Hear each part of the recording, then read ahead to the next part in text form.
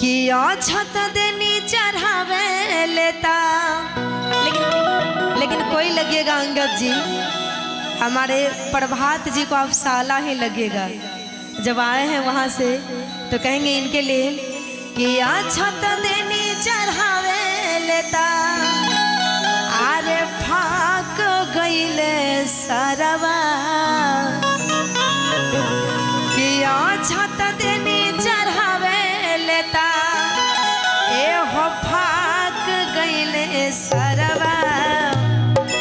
दिल पे नहीं लीजिएगा अंगद जी, आपका नाम लेके गाएंगे कि अरे एते सुंदर दुल्हा के छू छू नर मिलल सरवा, एते सुंदर दुल्हा के छू छू नर मिलल सरवा, छत देनी चढ़ावे लेता फाक गईले सरवा।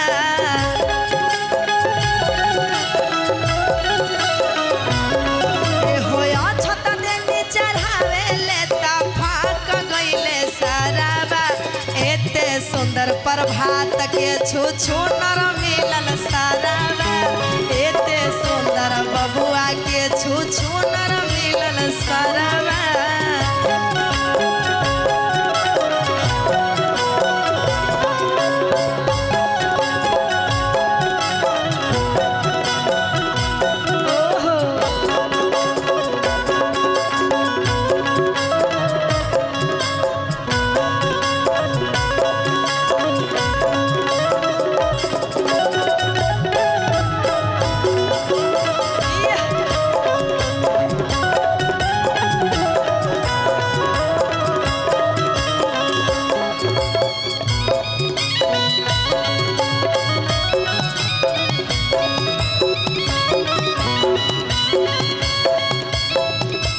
और कहेंगे अरे छत देनी चढ़ावे लेता फाक गईले सरवा,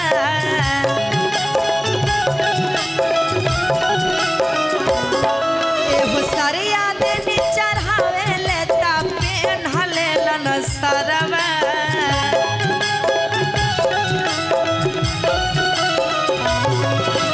एते सुंदर दुल्हा के छू छू नर मिलल सरवा,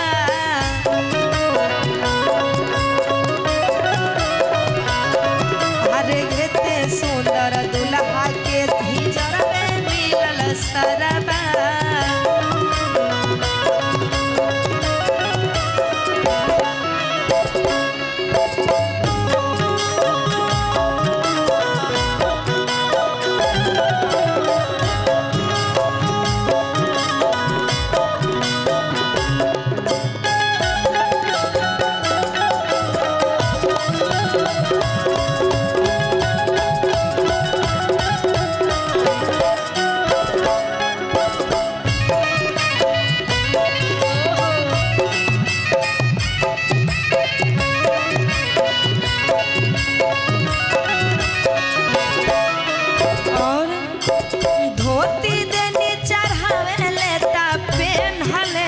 सरवा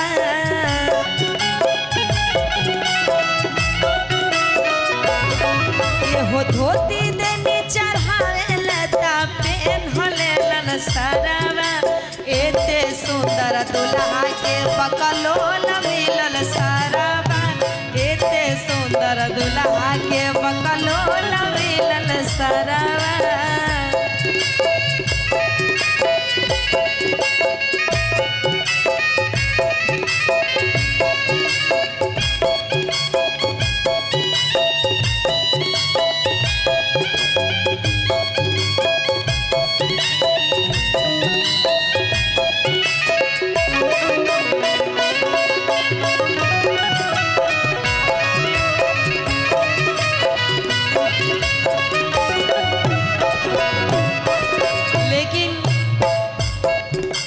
समधी साहब को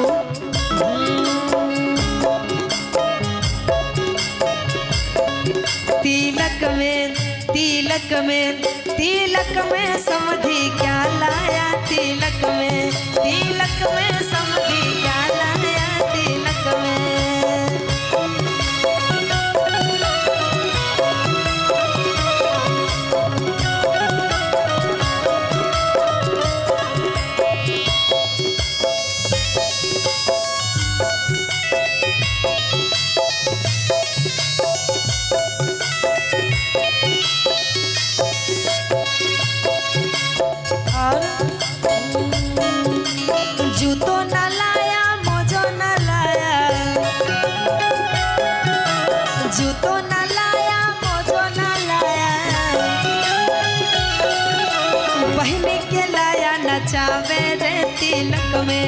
अपन बहिनी के लाया नचाने रे तिलक में समधि क्या लाया तिलक में समधि क्या लाया तिलक में।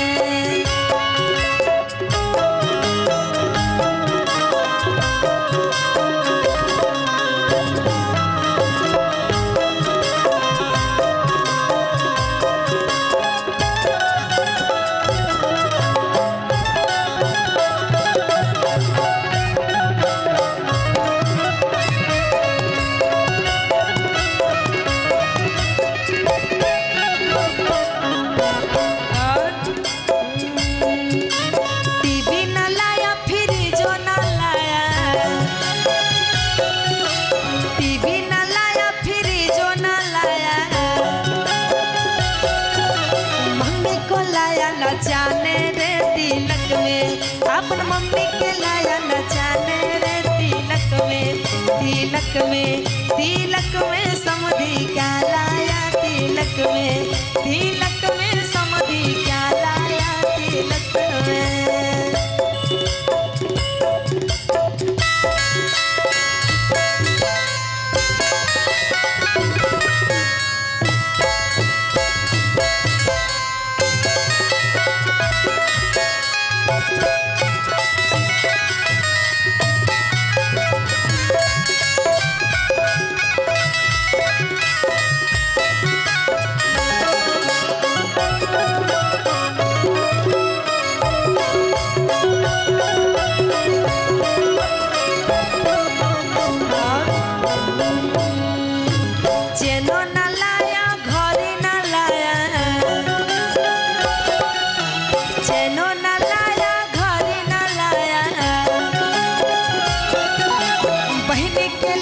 नचाने रे तिलक में अपन बहिनी के लाया नचाने रे तिलक में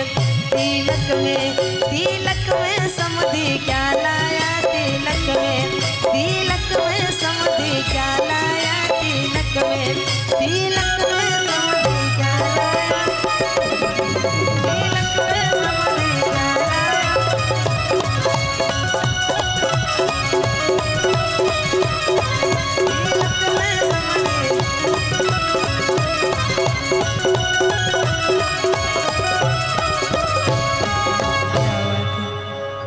और ये बड़ा ही प्यारा माहौल है और मैं चाहूँगी एक दो और सॉन्ग हो जाए।